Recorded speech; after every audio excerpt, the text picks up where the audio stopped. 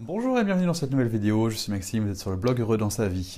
Aujourd'hui dans cette nouvelle vidéo de questions-réponses, on va répondre à Charlotte. Charlotte qui se pose la question suivante: que faut-il écouter en nous quand on est confus? Quand on ne sait pas vers quoi s'orienter, quand on est en pleine tempête et qu'on ne sait pas quelle solution prendre pour s'en sortir, comment on fait, comment on se réaligne, comment on se ressente pour pouvoir prendre des bonnes décisions et être plus heureux dans sa vie.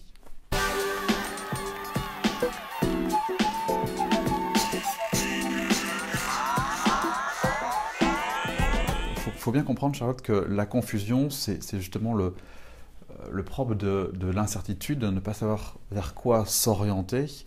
Et quand on ne sait pas vers quoi s'orienter, là intervient la confusion. Donc, il est bien difficile de trouver une solution raisonnable dans un contexte de confusion, puisque si on savait quoi faire, on ne sera pas confus. Donc, on ne peut pas trouver la réponse depuis le même endroit depuis lequel la problématique s'est créée. Il va falloir changer de point de vue, trouver un autre moyen d'obtenir notre information. Et pour obtenir une information et du coup sortir de la confusion, puisque les réponses ne viennent pas de notre tête et notre partie cérébrale et notre partie rationnelle, on va devoir faire appel à quelque chose de plus subtil qui s'appelle l'alignement, c'est-à-dire ressentir cette espèce de guide intérieur qui va nous permettre d'aller vers ce qui fait sens pour nous. Et là, s'arrête la confusion. Et pour accéder à ça, la première étape, c'est de se détendre. Dans la confusion, comme tu peux le constater, il y a une notion d'urgence. On se dit, oh là là, mon Dieu, il faut que je sorte de ce truc, il faut absolument que je trouve ma solution. Et cette notion d'urgence implique du stress, implique de la tension, de la crispation, et plus on est tendu, plus on est crispé, moins les énergies circulent, moins on est relié, moins on est au contact de soi-même, et donc de son intuition. D'accord ? Donc la première étape pour sortir de cette confusion serait celle-ci, de se dire que, bon, oui, c'est pas agréable certes, et en même temps, on va pas en mourir. Ce n'est qu'un fait qui m'inquiète, certes, un fait pas agréable, on est d'accord, mais cependant, avec un petit peu de hauteur et un petit peu de recul, bon, c'est pas non plus la fin du monde. Et de toute façon, la solution existe. Il va se passer des choses, on va trouver des trucs, voilà, on va trouver de l'aide, on va écouter une vidéo de Maxime, et il va se passer des choses. Ne nous inquiétons pas davantage sur des choses que potentiellement en plus on ne contrôle pas toujours. Donc, on commence par respirer. D'accord ? C'est vraiment la première étape d'arrêter de paniquer, de s'inquiéter et d'enchérir sur une situation qui de toute façon trouvera une issue favorable à un moment ou à un autre. Et vu les questions que tu te poses et vu la démarche que tu fais sur toi, il n'y a aucune inquiétude sur le fait que tu vas trouver tes réponses. Donc, reste cool, c'est vraiment le maître mot et la première bonne étape efficace pour sortir d'un marasme et d'une confusion globale. Okay ? Ensuite, avant de t'emmener sur des solutions pratico-pratiques, je veux vraiment souligner cet aspect de la peur. On est bien d'accord que là, tout ce que tu cherches à mettre en place est motivé par arrêter d'avoir peur. Tu le nommes dans ton texte, tu dis je fais ça pour éviter une chose qui me fait peur, et tu rajoutes un peu plus bas dans ton texte entre mon attirance et ma peur qu'il ne soit pas vraiment dans l'amour, quoi qu'il en soit. En tout cas, une intention d'éviter la souffrance qui pourrait être générée derrière cette peur, la peur de souffrir, la peur de se tromper, la peur de passer à côté de quelque chose, tu vois. Et tout ça, toute cette peur t'emmènerait vers de la souffrance, c'est ce que tu cherches à éviter. Et tu vois bien que, du coup, la vie t'emmène, cette expérience t'invite, c'est ça le message global, c'est ça en fait qu'il faut retenir à travers ton témoignage, et c'est ça qu'il faut retenir dans la recette pour aller mieux, c'est que toute cette création là, de cet événement, tout ça va s'arrêter dès lors que tu vas changer ton point de vue et utiliser tout ça pour aller visiter, en l'occurrence, en ce qui concerne la peur. Puisque une fois que tu seras au clair avec la peur, une fois que tu auras fait ce travail de connaissance de soi, finalement, et que tu seras allé chercher à l'intérieur cette peur, que tu auras fait la paix avec, eh ben, ce même fait ne t'inquiétera plus, puisqu'il n'y aura plus de liaison, il n'y aura plus de lien, il n'y aura plus de connexion entre l'événement et la peur. Hein, la peur, tu seras OK avec, donc il ne restera plus qu'un événement.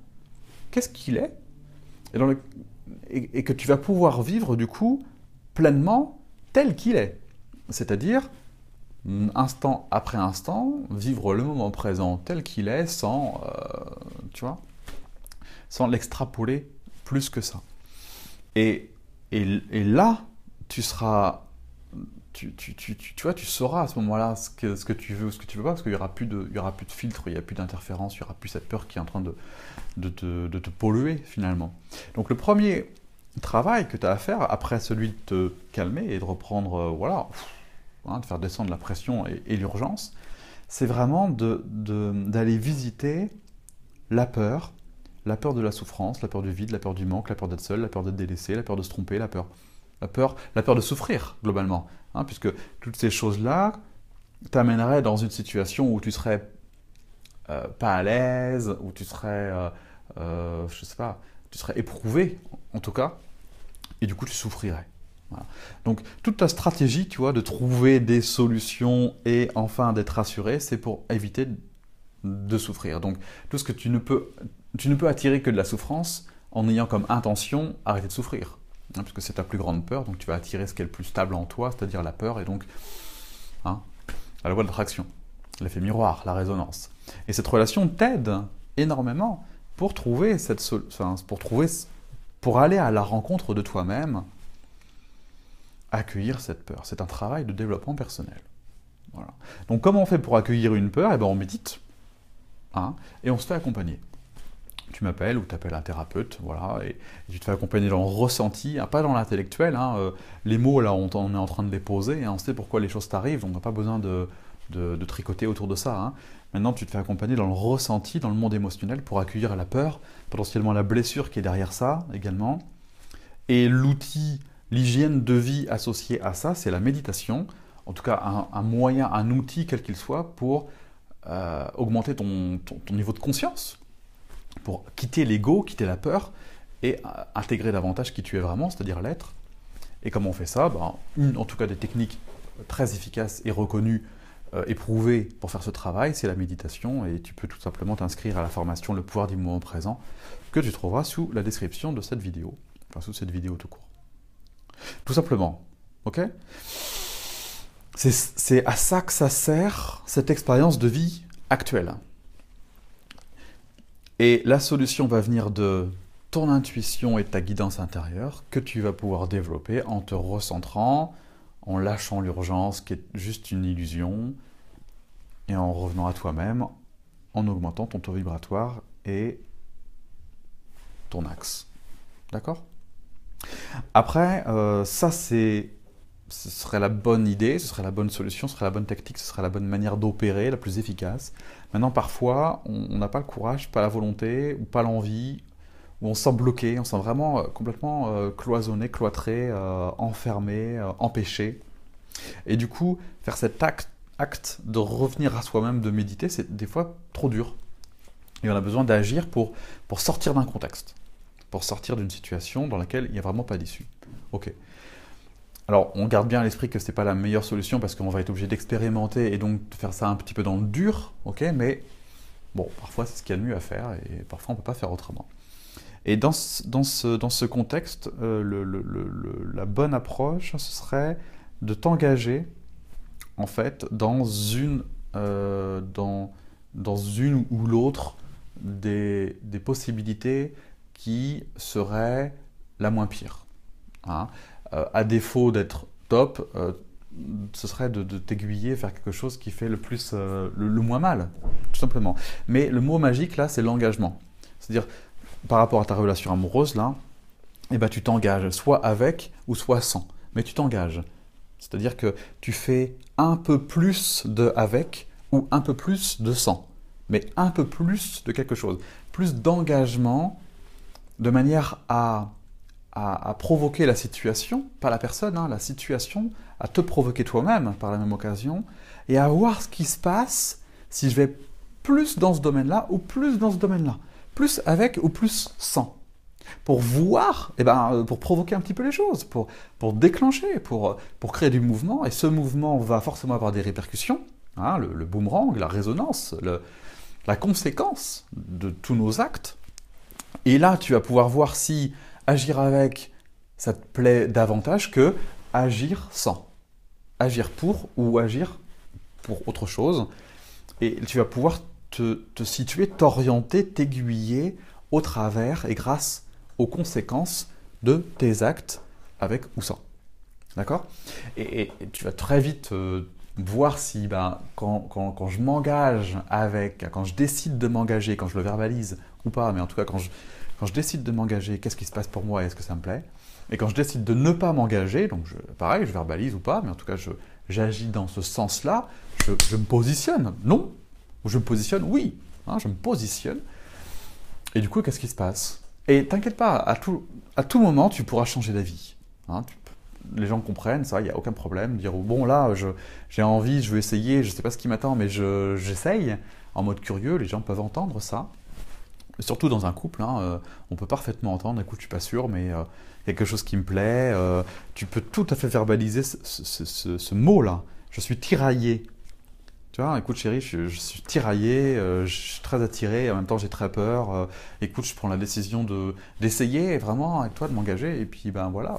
Et en même temps, je ne sais pas de quoi demain sera fait, on est d'accord. Ça s'entend parfaitement, il n'y a aucun problème avec ça. Et si la personne n'entend pas, du coup tu as ta réponse, quelque part. Et hop, l'affaire est réglée. Et on retombe d'ailleurs sur la peur, hein, tu noteras. Et du coup, restera toujours et éternellement ce travail d'acceptation de ce qui est, de découverte de ce qui est, de connaissance de soi, d'accueil émotionnel, de fluidification émotionnelle. Le vrai travail, hein, ce qu'on te demande là, c'est d'accueillir ton monde émotionnel, c'est rien d'autre, hein, soyons clairs. Donc c'est ça qu'il faut faire, apprendre quelle est la peur de Charlotte. Ok ? Et donc, la solution, si tu ne peux pas faire immédiatement le travail d'accueil et d'accompagnement, tu commences par un autre moyen qui est celui de l'action, hein, et tu t'engages, pas une action, tu t'engages dans le avec ou dans le sans. Tu peux tout à fait dire non, je préfère pas, tu vois bien ce qui se passe, tu vois, tu t'engages.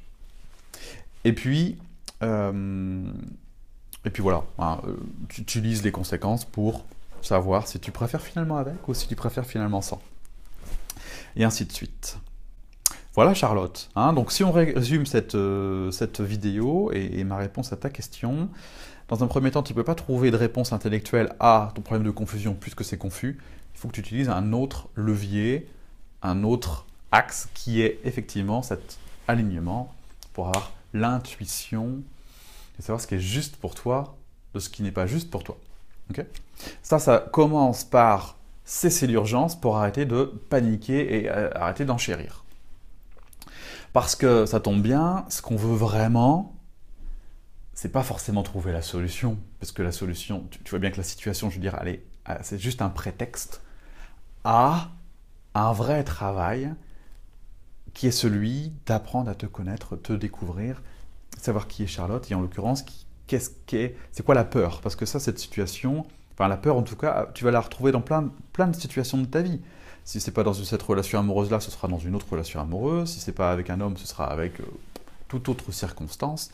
Tu vas sans arrêt retomber sur la peur de souffrir, puisque c'est celle que tu cherches à fuir absolument. Donc tant que tu n'es pas en paix avec, elle va revenir. Ça s'appelle un schéma de répétition. La bonne approche, c'est donc te faire accompagner et méditer.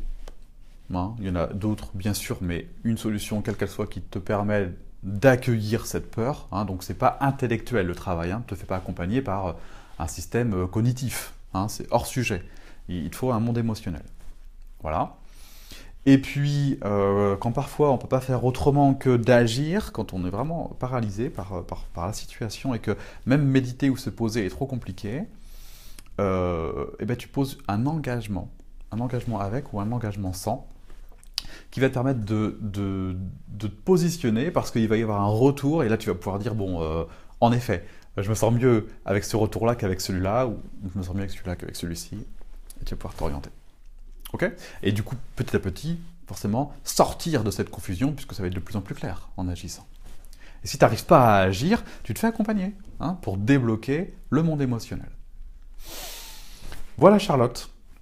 N'hésite pas à nous dire ce que tu penses de cette réponse et si elle te convient, si elle t'apporte des billes, des informations pour t'aider. Merci à tous d'avoir suivi cette vidéo. N'hésitez pas à vous abonner à bonheur.tv pour avoir toutes ces autres vidéos et puis plein d'autres choses comme le groupe Facebook, comme le groupe des chercheurs sincères, comme des lives, comme des mini-séminaires à thème pour répondre à vos questions. Et puis à télécharger également, à vous inscrire à la newsletter, vous recevrez mon livre « Rendre le bonheur possible » pour avoir les 10 chapitres sur comment être plus heureux dans sa vie, ou encore la visite guidée pour installer au quotidien un état plus agréable et être plus heureux également. Merci beaucoup pour avoir suivi cette vidéo, n'hésitez pas à poser vos questions pour que je puisse répondre de la même manière en vidéo, et puis je vous dis à très bientôt, au revoir.